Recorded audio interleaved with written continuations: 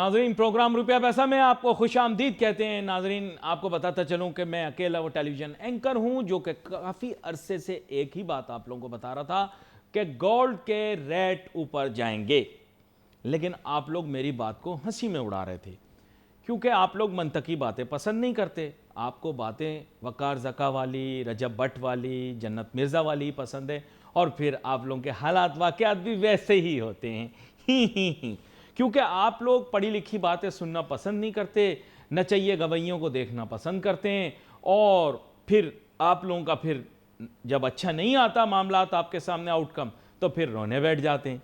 देखिए, असल में बात ये कि ना तो शाहजेब खानजादा ये बता सकता था, ना वसीम बादामी बता सकता था, ना कामरान खान बता सकता था। जो बात मैंने बिजनेस के शो में आपको बता दी थी कि पाकिस्तान के लिए इस दफ़ा अक्टूबर का महीना बहुत अहम गुजरेगा, इसमें बहुत सारी तब्दीलियां रोनुमा होंगी। पाकिस्तान अफगानिस्तान की आपस के अंदर जो एक चपकलिश थी, एक आप समझे कि लड़ाई की सूरत में आपके सामने आई, उसका एक पूरा पस मंज़र है ना। देखो, मेरा काम समझाना नहीं है, समझना आपका काम है। आप लोग तो बहुत तेज़ हो ना यार, मैं तो बेवकूफ़ हूँ, आप लोग होशियार हो ना, आप इंटेलिजेंट हो। पूरा दिन पूरी कौम सियासत पे बातें करती रहती है, और पता आप लोगों को फैमिली शो है, वरना मुंह से निकल जाता कि आपको क्या पता है। ठीक है ना।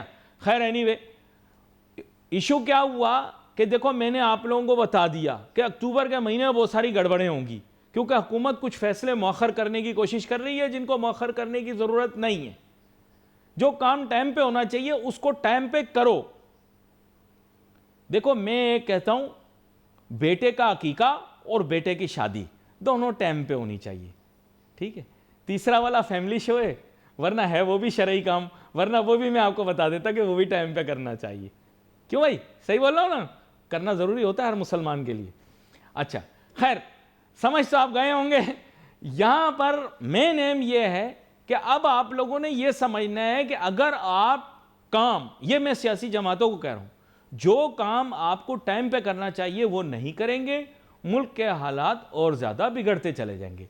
मुल्क के हालात बिगड़ेंगे तो मुल्क की मईशत के हालात बिगड़ेंगे। ठीक है। गोल्ड तो अपनी ऑल टाइम हाई मार गई भाईजान, यकीन करो, यकीन करो। वसीम भाई, इधर सुनो मेरी बात।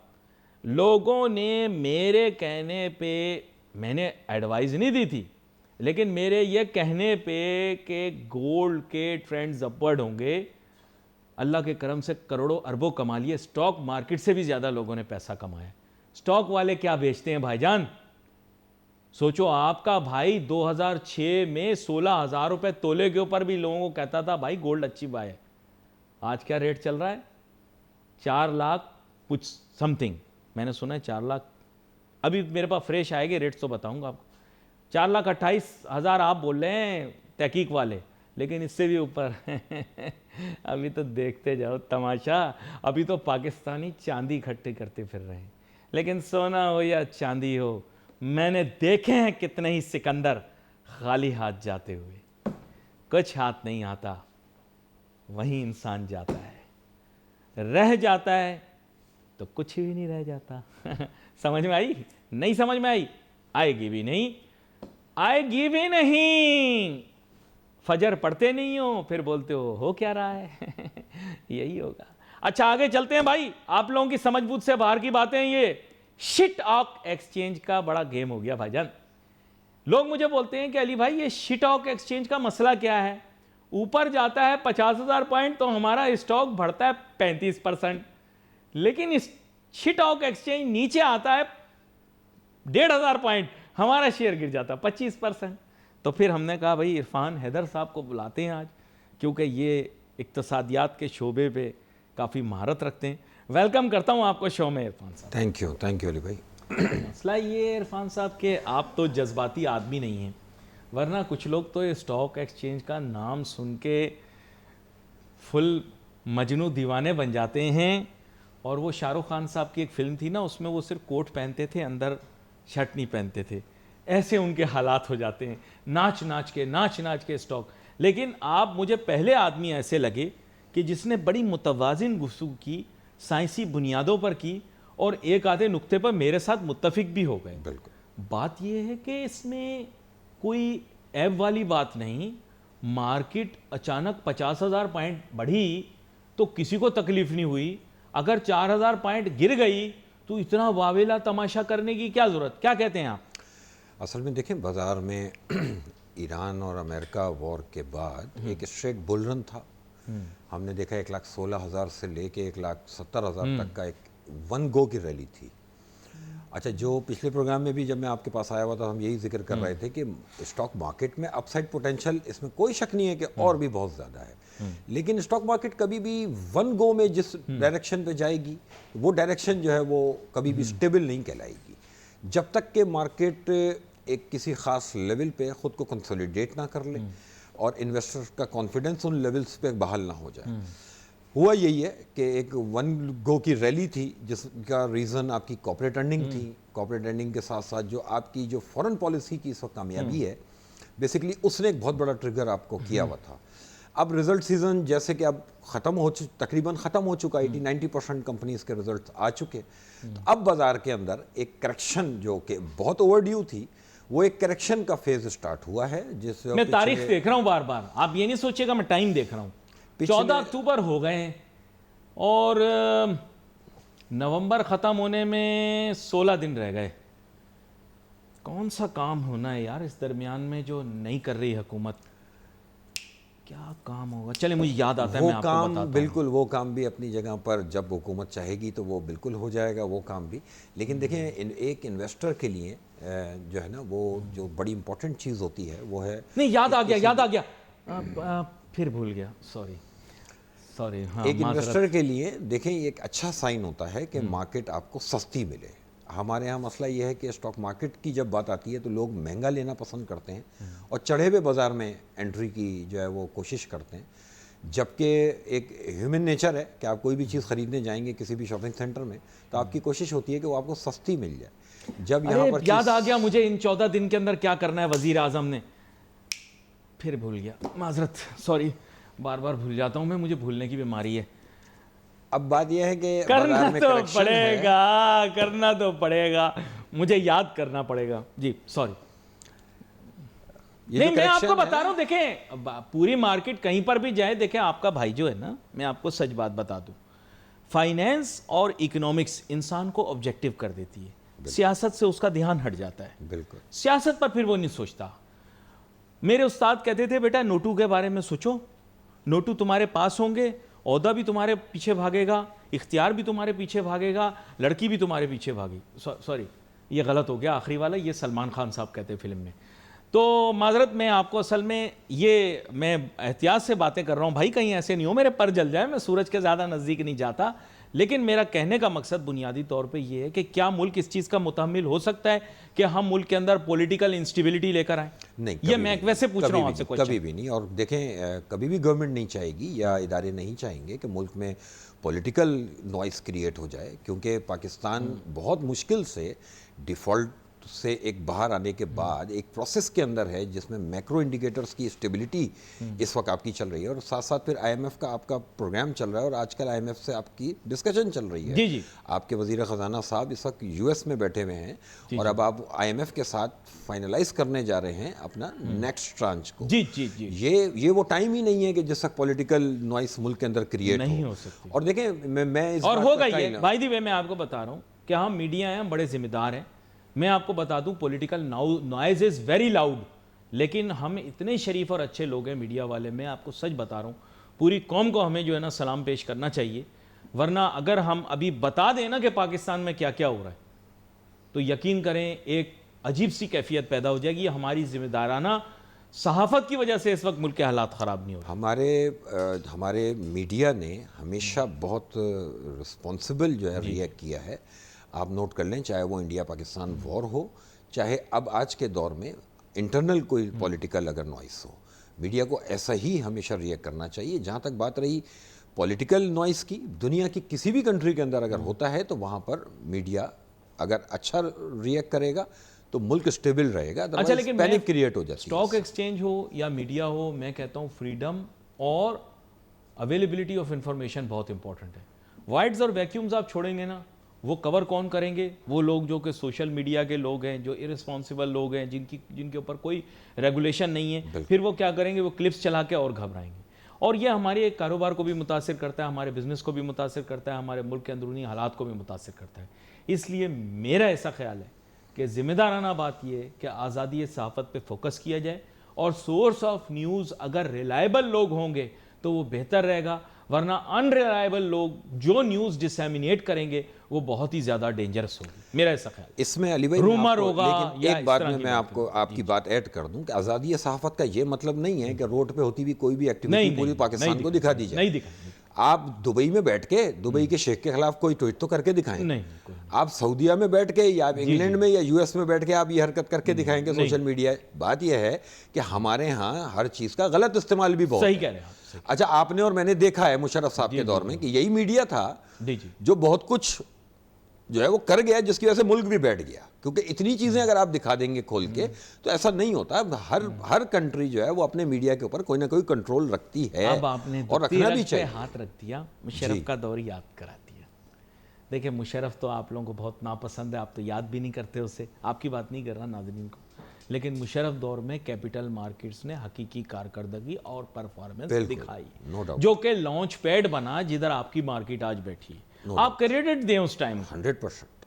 वरना आपकी स्टॉक मार्केट जो है, मैं नाज़रीन ये भी पुराने खिलाड़ी हैं, मैं भी पुराना खिलाड़ी हूँ, आपको मैं बताता चलूँ कि मैंने इस मार्केट को 1000 पॉइंट से भी कम पे देखा है। जी बिल्कुल। और आज मैं इसको 1.5 लाख पॉइंट से भी ऊपर देख रहा हूँ। 1,62,000 उसने क्रॉस कर दिया, आज फिर क्रॉस किया ना। बिल्कुल क्रॉस हो। लेकिन मैं नहीं बोलूँगा, क्योंकि मुझे मशहूर होने का कोई शौक़ नहीं। इस मुल्क में कामयाब होने का राज नाज़रीन मैं आपको बता दूँ, लो प्रोफाइल। आपने नज़रों में आना नहीं है। जिस लम्हा आप नज़र में आ गए आपको नज़र लग जाएगी। समझ में आई नहीं आई? ट्यूबलाइटों समझ में इसलिए नहीं आई क्योंकि आप एलईडी के दौर में ट्यूबलाइट हो। इस मुल्क में नज़र में नहीं आना, वरना नज़र लग जाएगी। हाँ, ये डायलॉग हिट हो गया। इरफान साहब, आपकी जानिब आता हूँ। स्टॉक एक्सचेंज के बारे में बात कर रहा हूँ। स्टॉक एक्सचेंज के अंदर बुनियादी जो मसला मैंने ये देखा है, आजकल चाय वाला, पान वाला हैं, रद्दी वाला हैं, और बर्तन धुलाई वाला, सब आपको एनालिसिस करके बता रहे हैं आपको शेयर खरीदना क्या चाहिए। आप ये करें, मुझे अच्छी सी किताब बताइए उर्दू बाज़ार में जो रद्दी खरीदती हो, मैं अपनी फाइनेंस की किताबें वहाँ दे दूँ। क्या फ़ायदा भाई, जब एक चाय वाला, पान वाला, पथारे वाला, रेडी वाला एनालिसिस जानता है तो फिर मेरा क्या फ़ायदा, आपका क्या फ़ायदा आपकी एनालिसिस का? ज़रा मुझे प्लीज़ समझाएं आप। नहीं, हर दौर में ऐसा होता है कि स्पेशली सोशल मीडिया का अब दौर है। जी। लोगों को बस कहीं ना कहीं से पैसे बनाने हैं, और चैट जीपीटी से 2-4 चीज़ें स्टॉक मार्केट की पढ़ लो और एक वीडियो बना लो एनालिस्ट। अच्छा, वो व्हाट्सएप ग्रुप जो है, अगर उसकी सब्सक्रिप्शन ले लूं तो देखें, आप हंसी को देखें, कंट्रोल नहीं करें, खुल कैसे आप व्हाट्सएप ग्रुप की सब्सक्रिप्शन ले लूं, मैं करोड़पति बन जाऊंगा। बिल्कुल। असल में आजकल फिलहाल लोग यही समझ रहे हैं कि स्टॉक मार्केट शायद व्हाट्सएप पे 2 मैसेज करके अपने 1 आइटम 2 आइटम के बढ़ने का नाम है। ऐसा नहीं होता। ये कि मैच्योर बिजनेस है, बहुत सीरियस एक बिजनेस है। इसमें कोई भी इन्वेस्टमेंट से पहले आपको अपनी रिस्क मैनेजमेंट करनी होती है। आपको ये पता होना चाहिए आप क्या ले रहे हैं, क्यों ले रहे हैं जी। और जब कभी भी किसी भी इन्वेस्टर को ये नहीं पता होता कि उसने क्या इन्वेस्ट किया और क्यों इन्वेस्ट किया, तो कल जो मार्केट में एक फॉल था, एक टेक्निकल करेक्शन थी, उसमें उसका रोना धोना बनता है। फिर जो आपने बेसिकली कल जो मार्केट से नॉइस आपको सुनने को मिली, वो उसका रीज़न यही है कि आजकल जो एक ट्रेंड बना हुआ है कि बस आपने स्टॉक मार्केट में पैसे डालें, जो शेयर बढ़ रहा है वो आप ले रहे हैं। कल को आप अपने इस गलत डिसीजन पे स्टॉक मार्केट को कसूरवार ठहराएं, स्टॉक मार्केट वालों को कसूरवार ठहराएं, लेकिन हकीकत यह है कि आप खुद कसूरवार हैं इस बात के। आपको पता होना चाहिए कि किसी के कहने पे अगर आप कोई एक्शन करने जा रहे हैं, कोई इन्वेस्टमेंट करने जा रहे हैं, वो जो कहने वाला है उसका अपना कैलिबर क्या है, उसकी अपनी क्वालिफिकेशन क्या है, वो खुद क्या जानता है मार्केट के बारे में। अब तो चॉइस आपकी है ना कि अगर आप बीमार हैं, अगर आपने गली के चौकीदार से दवा पूछनी है तो वो दवा खा के मरना ही है। फिर आपने बात है कि जिसका काम है उसी को समझे। आप एक प्रॉपर आपके पास एडवाइज़र होना चाहिए जिसके ऊपर आपको ट्रस्ट हो, जिसकी कोई क्रेडिबिलिटी हो, जिसका कोई ट्रैक रिकॉर्ड हो। अगर आप बिजनेस समझ के काम करेंगे तो स्टॉक मार्केट का फॉल आपको अपॉर्चुनिटी नज़र आएगा, और एट द सेम टाइम जब आपने स्पेकुलेट कर दिया और चलते हुए आइटम के अंदर या चलती हुई मार्केट के अंदर बस आपने रैंडम कोई इन्वेस्टमेंट कर दी, तो एक रिवर्स गियर आपको वाइप आउट कर देगा इस मार्केट में। मुझे आज भी याद है, स्टॉक एक्सचेंज बिल्डिंग के अंदर के नज़दीक ही मैं काम भी करता था, वहाँ जाता भी था। 2006 साल था, मुझे आज भी याद है। वही सिचुएशन थी जो आज की है। बहुत मार्केट बढ़ चुकी थी और 2-3 दफ़ा उसमें करेक्शन भी आई थी, लेकिन मार्केट ने सस्टेनेबिलिटी दिखाई। मैं फर्स्ट फ्लोर पे पहुंचा, वहाँ उस ज़माने में फर्स्ट फ्लोर पे एक स्क्रीन लगी होती थी, अब तो काफ़ी अरसे से मैं नहीं गया, टीवी के तवज्जुद से ही गया। जब भी टीवी स्क्रीन के ऊपर शेयर्स के नाम आ रहे थे और लोग कुछ एक शेयर का नाम पुकार रहे थे, मैं नाम नहीं लूँगा अभी उस शेयर का।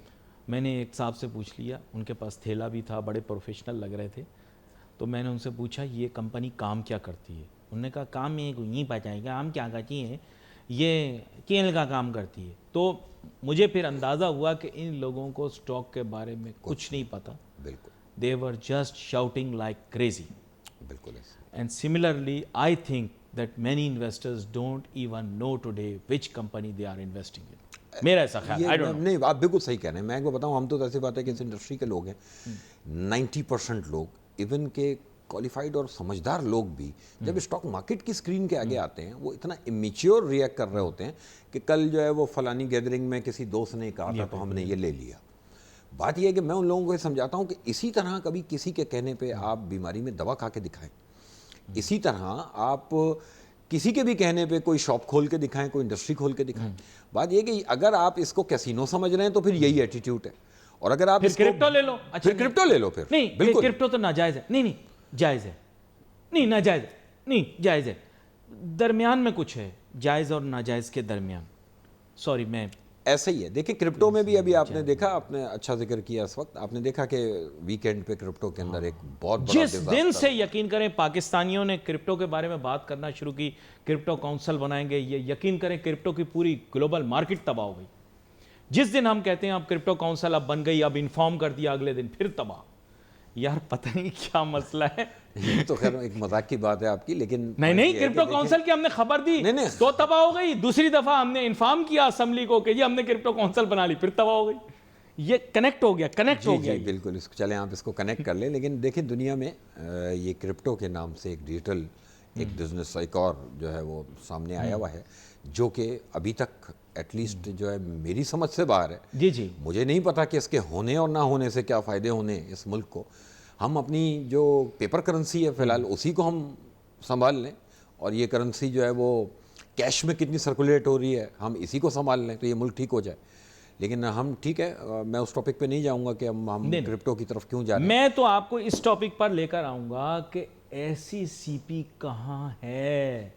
मुझे याद है फ्रॉम 2000 टू 2008 ऐसी सीपी इतना ज़्यादा मुतहरिक था कि day to day market behaviour के लिए वो रिस्पॉन्सिबल थे। क्यों ऐसी सीपी कोई सर्कुलर इस सिलसिले में नहीं निकालता, इन्वेस्टर्स को वार्न नहीं करता कि उनको इन्फॉर्म डिसीजन लेना है, मार्केट का रिस्क प्रोफाइल बढ़ चुका है, लोगों को केयरफुल रहना है। ये रिस्पॉन्सिबिलिटी ऐसी सीपी के डोमेन में है। अब वो क्यों नहीं कर रहे मैं नहीं जानता। देखो भाई, ये गवर्नमेंट वाले किसी को नहीं बचाते, माजी में भी बहुत दफ़ा इस तरह हो चुका है। ऐसी सीपी की जो रिस्पॉन्सिबिलिटीज़ हैं वो पूरी करे, मेरा ये ख्याल है। पता नहीं आपकी क्या राय है? जी बिल्कुल, आप सही कह रहे हैं कि ये इदारों की रिस्पॉन्सिबिलिटीज़ हैं कि वो अपना काम पूरा करें। लेकिन अब बात यही है कि मेरे हिसाब से जब पाकिस्तान में एक चीज़ अभी लीगलाइज ही नहीं है तो हम उसके बारे में नहीं, कैपिटल मार्केट की बात करो। कैपिटल मार्केट में तो नहीं ऐसी सीपी बोल रही कि रिस्क प्रोफाइल बहुत हाई है, आप प्रूडेंट होकर इन्वेस्टर्स काम करें। नहीं, अली भाई इसमें मैं थोड़ा सा आपको आपसे डिसएग्री करूंगा। देखिए मार्केट इज ऑलवेज राइट। कोई भी इदारा नहीं होता ये कहने वाला कि वो किसी भी स्टॉक मार्केट को जो है वो गलत कहे या अलर्ट करे, रिस्क मैनेजमेंट की एडवाइस करे। वो काम बेसिकली एससीसीपी का नहीं है। एससीसीपी का काम जो है रेगुलेट करना और किसी भी एक्टिविटी के ऊपर नज़र रखना है। और कोई काम करता हो ना करता हो एससीसीपी ये काम ज़रूर करता है कि अगर एक क्लाइंट ने ज़्यादा अच्छा कोई गेन कर लिया है तो उसको ज़रूर एक दफ़ा बुला लेता है कि तुमने कमाया कहाँ से। डूब जाए तो बस ठीक है, फिर कोई नहीं पूछ रहा। लेकिन स्टॉक मार्केट बेसिकली जो है आजकल जिस फेज़ में है इसमें बेसिकली नया इन्वेस्टर स्टॉक मार्केट की तरफ काफ़ी स्पीड से आ रहा है। काफ़ी न्यू अकाउंट ओपनिंग हो रही है। फिर आप देख रहे हैं कि म्यूचुअल फंड्स का एक बहुत बड़ा पार्टिसिपेशन आपकी मार्केट में पिछले 2-3 महीने से है। तो म्यूचुअल फंड का पार्टिसिपेशन भी क्या चीज़ है? वो भी बेसिकली एक इंडिविजुअल का पैसा है जो कि मैनेज करने के लिए वो एक प्रोफेशनल के हाथ में दे रहा है। ये एक कंटिन्यूएशन है उस बुल रन में, समझ लें ट्रिगर हो गया कि म्यूचुअल फंड ने भी आपकी मार्केट में एंट्री ली, कि जब म्यूचुअल फंड के पास लोगों ने पैसा रखवाना शुरू किया मैनेज करने के लिए। साथ साथ जो ट्रिगर थे वो मैंने आपको जैसे शुरू में बताया कि आपकी कॉर्पोरेट ग्रोथ। नहीं, एक्सक्यूज मी, एक मेरा मासूमाना सवाल था आपसे। ये बात तो आपके बिल्कुल ठीक है, अभी हम बात कर रहे हैं इसकी क्रिप्टो फलाना ये वो फलां जो भी बात है, ये टीवी पर लोग आ रहे हैं कह रहे हैं कि वो चांदी खरीदो, चांदी के बिस्कुट खरीदो, चांदी की ईंटें खरीदो, घर ले जाओ, लोग ट्रालियों में डाल डाल के लेके जा रहे हैं, तकियों में डाल लो, सोशल मीडिया पे आ रहा है तकियों में डाल लो, अलमारियाँ भर लो। इसके ऊपर भी सर आप कहेंगे कि इनको एक्शन या कोई आंखें नहीं खोलनी चाहिए? थोड़ा गलत हो जाएगा। फिजिकल तो अब ये कि प्रमोशन करें, प्रोजेक्शन करें, लेकिन मैं आजकल की सिचुएशन में ये कहूँगा कि इस तरह का पैनिक क्रिएट नहीं करें, क्योंकि फिर क्या होता है कि इसमें कोई बुराई नहीं है, लेकिन आवाम के अंदर एक पैनिक की सी सूरत हाल पैदा हो जाए खुदा न खास्ता, और इस सोशल मीडिया के ऊपर ऐसी क्लिप्स चलना शुरू हो जाएं कि जनाब भारत आ गया बॉर्डर पर और तैयारी कर लें, सोना और चांदी और ये सब। भाईजान भारत अब बॉर्डर पे आएगा नहीं, जितने जहाज़ हमने उनके गिरा दिए, अब 4-5 ही बचे हैं उनके पास, उसमें पैसेंजर ही जा सकते हैं। अब उनके लड़ाका जहाज़ ख़त्म हो चुके हैं, उनके लड़ाका जहाज़ सारे हमने गिरा दिए। अब वो बेचारे जो हैं बस चाय पीने के लिए हमारे पास आ सकते हैं, उसके लिए वेलकम। जापानियों की एक थ्योरी है जिसको वो लोग कहते हैं मैनेजिंग बाय ऑब्जेक्टिव्स, MBO। इस थ्योरी के तहत आप अपने अहदाफ, अगराज व मकासद के तहत अपने कारोबार को लेकर चलते हैं। इसी तरह इन्वेस्टमेंट के अंदर भी हमारे यहाँ MBO ही होता है, क्योंकि मैनेजमेंट ऑफ इन्वेस्टमेंट्स को ही फाइनेंस कहा जाता है। बुनियादी तौर पर इन्वेस्टर भी अपने जहन में कुछ अगराज, मकासद और अहदाफ लेकर चल रहा होता है। जो स्ट्रेटेजिक इन्वेस्टर होता है, जो ऐसे ही पैदल होता है, वो कहता है जितने आ जाएं सही है, जितने मिल जाएं। लेकिन ये है कि इरफान हैदर साहब, अभी भी हमारी मार्केट के अंदर कुछ लोग ऐसे थे जो कि बड़े स्ट्रेटजाइज करके आए थे, पढ़ लिख के आए थे, अपने लिए टारगेट्स बना के आए थे, और उन्होंने टाइमली एंट्री ली थी, और फिर टाइमली ही उन्होंने मार्केट के अंदर अपनी इन्वेस्टमेंट्स को मैनेज भी किया। अनफॉर्चुनेटली बहुत सारे लोग ये सोचकर आए हैं कि जितने आ जाएं, तो जितने आ जाएं तो फिर तो इंसान की कोई हद नहीं है ख्वाहिशात की। बिल्कुल। तो आपके ख्याल से क्या इन्वेस्टर्स को अपने लिए कोई गेम प्लान तैयार करना चाहिए मार्केट में आने से पहले? देखें, मार्केट में आने से पहले उसी तरह से तैयारी होनी चाहिए जैसे किसी भी बिजनेस को शुरू करने से पहले होनी चाहिए। आपको पता होना चाहिए कि आप कितनी इन्वेस्टमेंट ला रहे हैं, और एक रिजनेबल, किसी भी अच्छी इन्वेस्टमेंट में रिजनेबल क्या रिटर्न आपको साल का आना चाहिए। जब आपका टारगेट ही बेतुका होगा कि आपने कोई 100% के गेन खाने और 60-70% रात को सोना है, दिन को जागना है डबल, तो ये वाली जहां अप्रोच है, तो वहां आप इन्वेस्टर नहीं स्पेकुलेटर हैं। जहां स्पेकुलेटर और इन्वेस्टर दोनों की अप्रोच में बहुत फ़र्क है। स्पेकुलेशन भी मार्केट का एक पार्ट है, लेकिन वो हर किसी के बस की बात नहीं है। हम ये एजुकेट करना चाहते हैं लोगों को कि इस काम को बिजनेस समझ के आएँ, और जब ये चीज़ बिजनेस के तौर पे अगर आप लेके शुरू करेंगे तो डेफिनेटली ये मार्केट या दुनिया की कोई भी मार्केट आपको एक अच्छा रिटर्न देती है। अगर आप कॉर्पोरेट ग्रोथ को सामने रख के और अपनी इकोनॉमी को सामने रख के अगर आप डिसीजंस लेंगे, तो बाजार की अप एंड डाउन कम से कम आपको डिस्टर्ब नहीं करेगी।